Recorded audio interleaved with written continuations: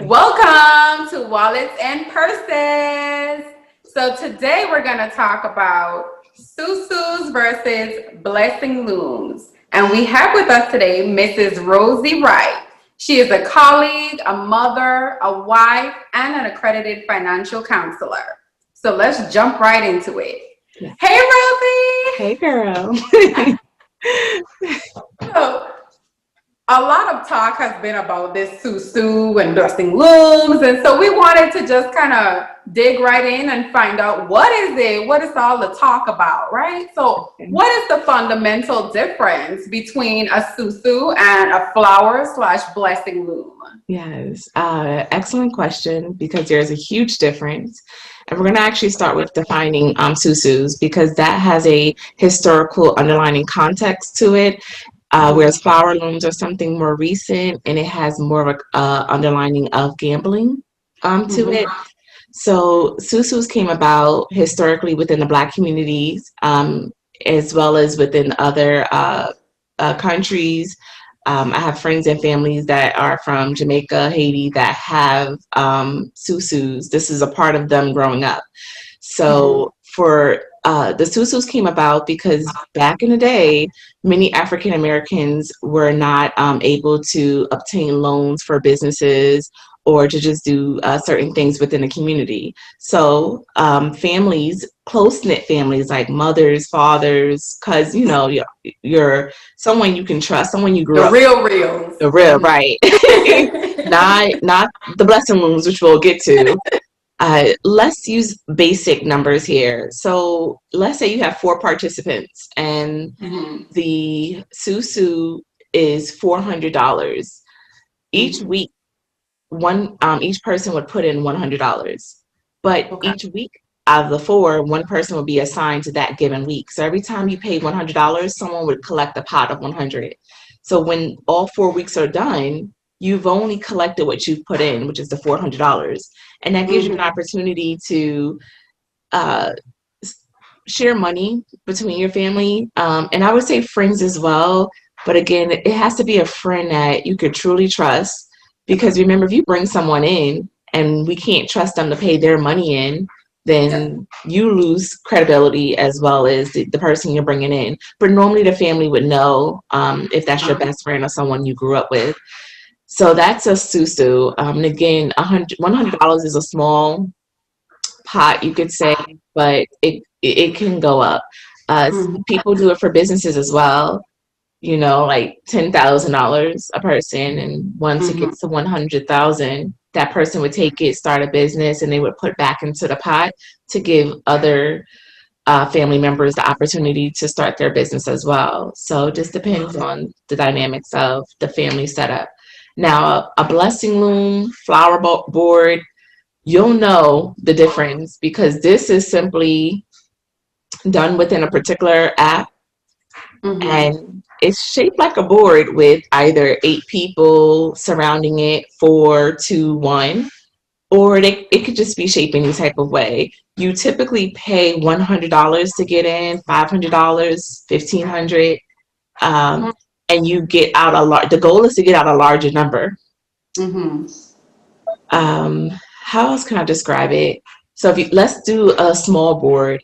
The goal is if you put $100 in, you would get $800 out. Because once your name makes it to the middle, 8 people are paying to get onto that board. So you would collect $800 if you're in the center. The issue with the um, Blessing Loom flower board, someone is going to lose. It Okay. loses momentum, but we'll talk about that. Yes. Okay. Okay.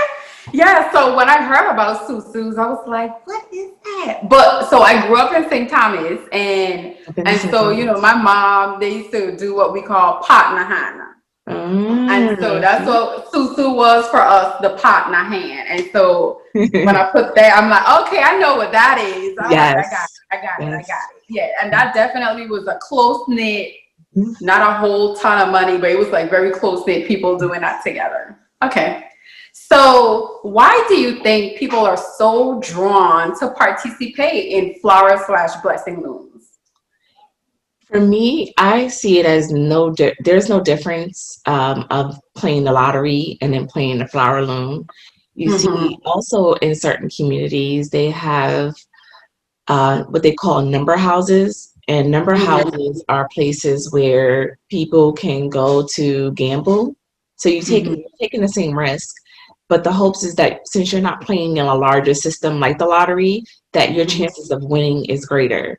So if if you're going to pay $1, $3 to play Mega Million or Powerball, what difference would it make if you play it in an underground way as well? So Mm-hmm.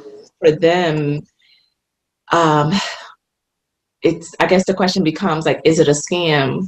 Not if they are feeling like they're guaranteed. If you feel like you're guaranteed to get the money, then you shouldn't be playing. Yeah, That's a good point. That's a good yeah, point. So people who go into it need to know, like, you literally gambling. Like, it's a gamble. You may it's a get something. gamble. Okay. Yeah, Okay. Okay. it's a gamble. No, that's important to know because um, I don't think a lot of people are aware of that. That's how it's set up. So no guarantees. Make sure you know you're about to get into the underground gamble. Okay. I did want to say that there are, because it is organized, there are people who mimic the organized flower looms and blessing boards, and they do. So there are people who are scamming within it. They Mhm. are simply creating like a board, and you'll know because it doesn't have any rules.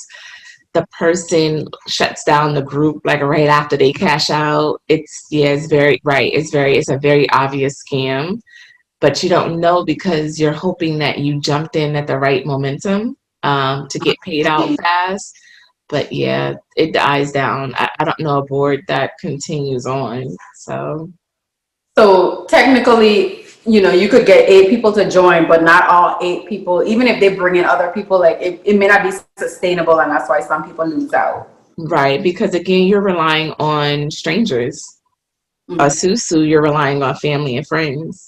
So Yeah. who would you trust to continue to I'm pay? not trusting Joe on the street. That's And it was a great concept. It was almost like if you were required to pay $100, and especially like if you took a win, right? And you Mhm. were automatically required to pay in, it would be almost like that song, like this is the song that doesn't end. Mhm. It would Mhm. be, but yeah, some people would take their pie and then wouldn't play back in. So, but how Wow. else could you trust them? You don't know them. You don't know them.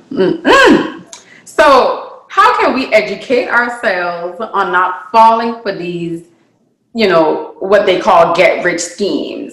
A gimmick or something. They're out there, right? So the thing about it is people may participate even when they know they shouldn't. Mm-hmm. So I would then back it up to say, don't play the lottery, don't play a gimmick, don't play with anything that you're not willing to lose. Yeah, don't go in with the expectation of winning. I mean, I know we all expect to win the Mega Million Powerball, but I gotta play, but in my head, I'm like, if I was playing, like, let me win. it's the same concept. Honestly, I don't even know if they're still going as strong as, Hmm. especially during the pandemic, right? Where Yeah. people are catching you during a vulnerable time of needing extra cash. And so Hmm. you may think, hey, I have a better risk of putting $100 down and receive 800 than maybe spending $100 on just generic household or things that you need. So I would not recommend participating in it. It's yeah, you're more likely to lose. You're gonna lose at some point. Yeah. There are You people gotta who be, win, don't get me wrong, but then yeah, how good does that feel when you know ultimately it was at the expense. defeat of someone else, right? Yeah. So So that brings me to the next question. So, how do we think we can financially empower our communities, specifically the Black community, right? Or minority communities? How can we empower those communities without gimmicks? without the gimmicks. Again, it's I'm the type of financial counselor who we'll have an open, or I usually do like round table discussions because I always feel that I'm not above the person, and I Mm-hmm. want it to be an open conversation. And so oftentimes, we need to talk about what discretional income or disposable income looks Mm-hmm. like, because if a person doesn't have it and then they take the risk, what else are they jeopardizing? And so we should focus on making sure they understand, how it trickles down to just even making that decision. Uh, Mm-hmm. you know, like for example, recently we're talking about what is it called? The holiday tax, Social Security deferral Mm-hmm. program. And Yes. I do work with soldiers, and we're explaining to them that, your next paycheck is going to be a little bit higher, but the casino across the street from this installation is opening next week. So Mm-hmm. can you stop them from going to the casino? Nope. Right. So the next thing is to educate them on, what does it look like to repay it? So for this situation, what does it look like to, not be able to recoup those funds? And Mm-hmm. is that a risk you're willing to take? And just more so empowering them to make great financial decisions for not just themselves, but if others in their family are relying on them, such as a Mm-hmm. spouse or child, uh, maybe having a discussion, because I don't usually tell someone what to do, but Yeah. more so help them tell me what can they do with their income that would be a wiser decision. And if they choose not to, they made a conscious decision to. So Yep, yep. So that's something we definitely want to remember is that at the end of the day, we all have our whys for, what we want to do in life, right? And so some people may be wanting to get into a blessing loan because they feel like this might be the only, way to get to from point A to point B. But they just need to take a minute and recognize, okay, if I do lose, what am I giving up, and what things won't get done, and how does this impact my now, my future, my other, those around me, especially if you're paying in what, $500, you say. yeah, there are some you pay 500, you get back 2,000. And so again, someone may say, well, I actually won, Mhm. but then how many more times did you play before you lost the money you won? So it's Yeah. still a habit that, needs to be broken. And again, I don't want to say not to, I just want to say, is that the right thing to do? Is it the best, decision for you? And if, people are going to do what they want to do, Hmm. um, yeah, that's tough. Yeah. No, I get it, man. I get it. So essentially, guys, now you know the difference between a susu and a loom. And if you want to do a susu, I feel it's way less riskier. You definitely want to do that with people who you know and trust.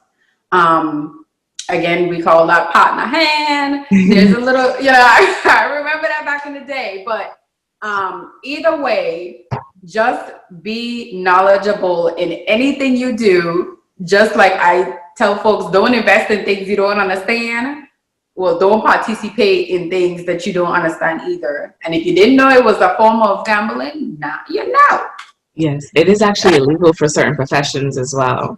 So See, so if it's a service member watching this, I better not find you in a susu. y'all got that right. Well, Rosie, I so appreciate you coming on here and sharing with us, educating us on the differences, and just making us more aware. So if we still decide to go into something like this, then everybody is aware of consequences, pros and cons. So we appreciate it. Thank you And for thank you having for me. being the first person to come on Wallace and Persons for the year. Yeah. Thank you. All right, thank you. And we'll see you guys next time.